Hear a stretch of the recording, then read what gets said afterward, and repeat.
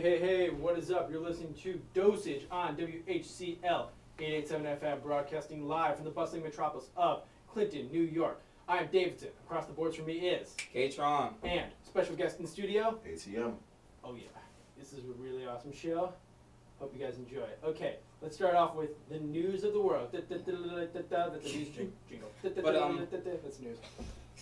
But the biggest news recently, Egypt's Mubarak, quote unquote, may stand down. Recently, like we all know, there's been a lot of tension in Egypt. So it's one of these big things that's... It's like the most bonkers thing to watch on YouTube. It's nuts. Mm-hmm. It's nuts. You guys like with like a shake cam, and they're like, "Oh my God!" It's like Cloverfield, but it's real. But we're gonna come back to that. Schoolboy bomber kills 31 Pakistan. HP unveils palm-powered tablets. Doesn't matter. I gotta touch the iPad. It's gonna no. If you see what these things could do now, you will look at iPad like, oh my goodness, like what were you thinking? Dude, please. Steve's on another level. But 6 killed in Irish plane crash. Chinese activists under arrest. Clashes shattered. So new. South Sudan truce. Mexico row as journalist sacked. Ricky Martin to receive Gay Award. Oh yeah, well he came out of the closet. But now I don't know when he came out of the closet. A reward for because he. Yeah. I don't think it's a reward for being gay. I think it's you're a reward for being you are a gay artist and you've made impact in the music industry. But it wasn't like no offense. It wasn't like when he came out as like such a surprise. Yeah. Like, oh my God! I never saw that coming. There's not that many men that can wear tight leather pants to do that. But back to Egypt. What do you feel, man?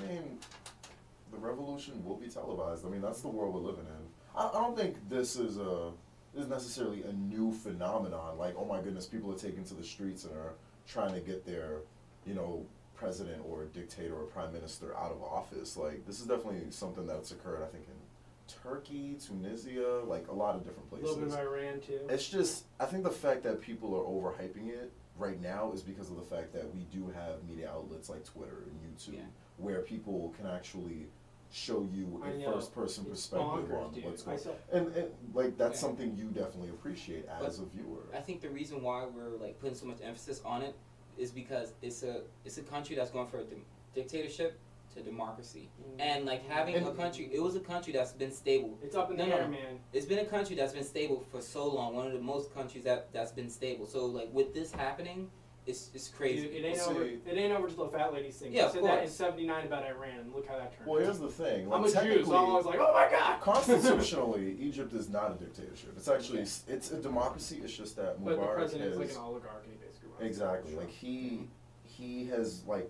constructed the Constitution in a way where he has, like, ultimate president power. for life. And he has definitely suppressed his people, like, in ways where they don't really have freedom of speech and a lot of other basic human liberties that we. By the way, interesting fact about Mubarak: when you think about the stereotypical Egyptian accent, he has it down to the T.